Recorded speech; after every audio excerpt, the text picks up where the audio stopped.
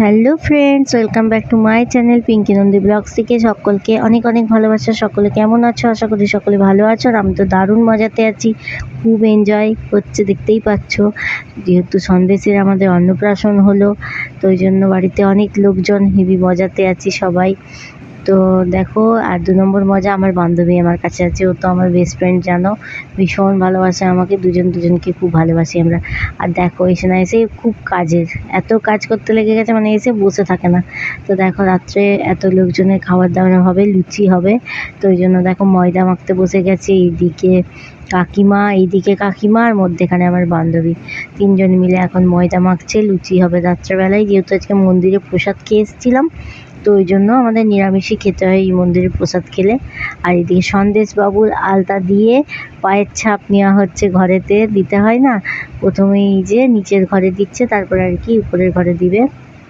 এদিকে দেখো, পায়ের ছাপ নেওয়া হচ্ছে এখানে সন্দেশবাবুর ঘরের দেওয়ালের সামনে আর কি, দরজার সামনে।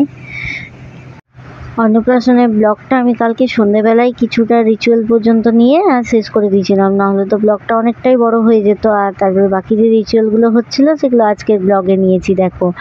তো চলো, এখন এই যে সন্দেশের পায়ের ছাপ নেওয়া হচ্ছে প্রতিটা ঘরের দেওয়ালে আর কি।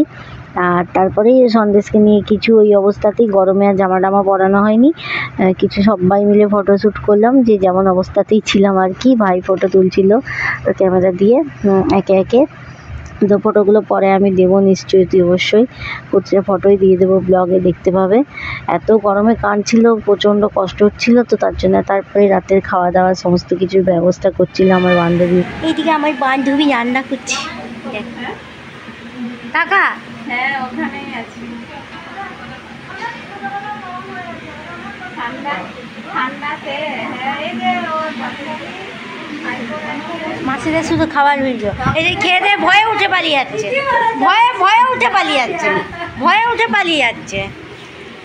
মামা এক মন দিয়ে খাচ্ছে, দেখেনি? হ্যাঁ দিদি হ্যাঁ,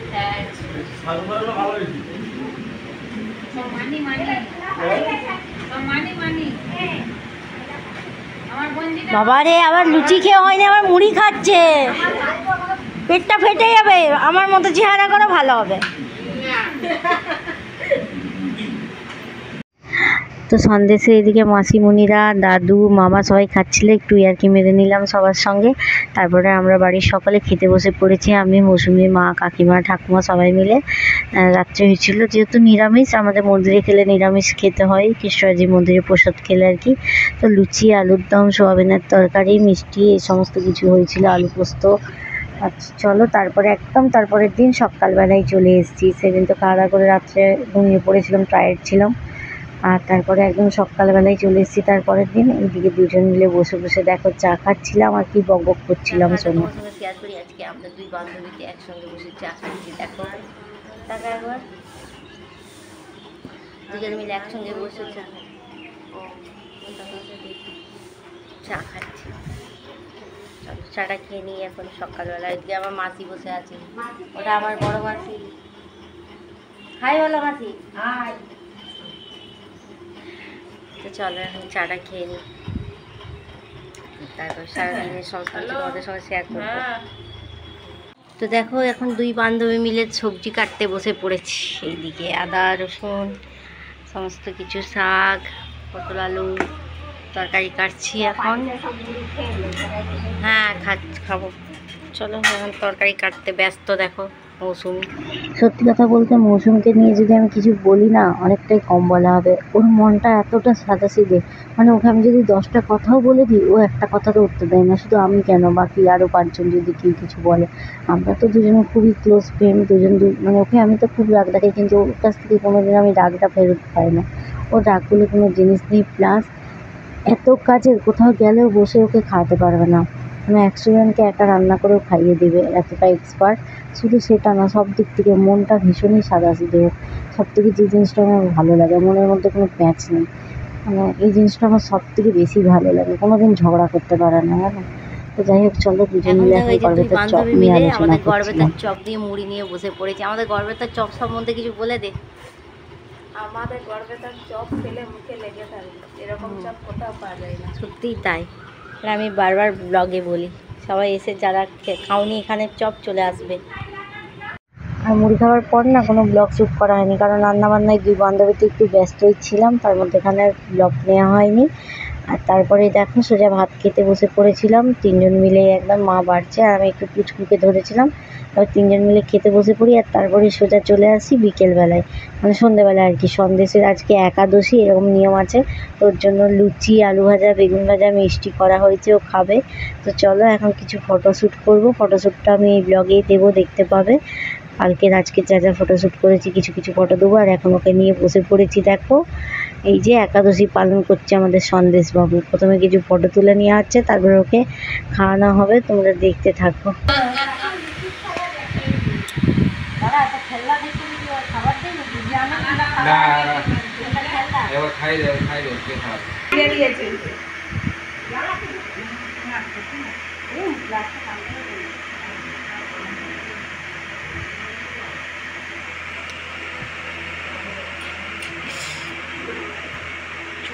ছটপট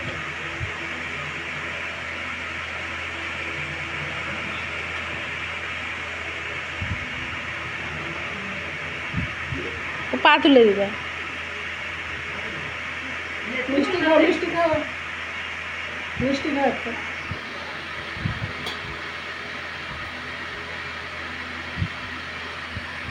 काय काय काय खेलाओ खेलाओ खेलाओ खेलाओ खेलाओ ताড়াতাড়ি খেলাও। এটাকে সর করে দিই, দাঁড়াও দাও বাটিটা দাও।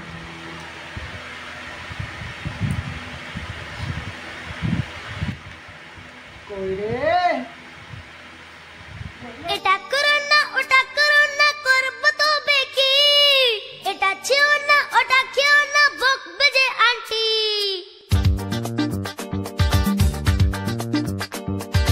এটা করো না ওটা করো না করবো তবে কি, এটা ছিল না ওটা খেও না বকবে যে আন্টি। রোজ রোজ একই কথা আর ভাল লাগে না ছাই, রোজ